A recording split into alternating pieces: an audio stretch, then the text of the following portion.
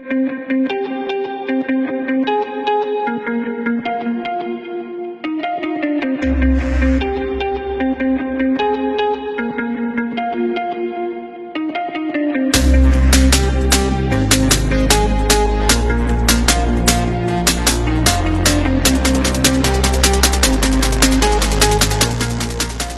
वालेकुम पाकिस्तान। अल्हम्दुलिल्लाह पाक फ़िज़ाइया दुश्मन के खिलाफ हालिया दिनों में सुरखरू रही है और मैं आपको यकीन दिलाता हूं कि इंशाअल्लाह आइंदा भी आपकी दुआओं से हर इम्तिहान में कामयाब रहेंगे। पाकिस्तान जिंदाबाद।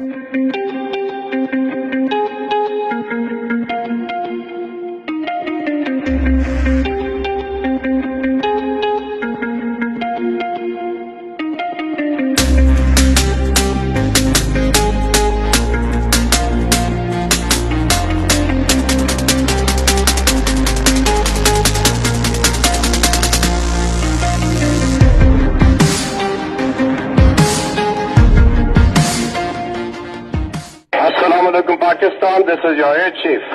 Make no mistake, we'll always safeguard Pakistan, presenting to you our wings of freedom and the guardians of your skies. Pakistan Zindabad.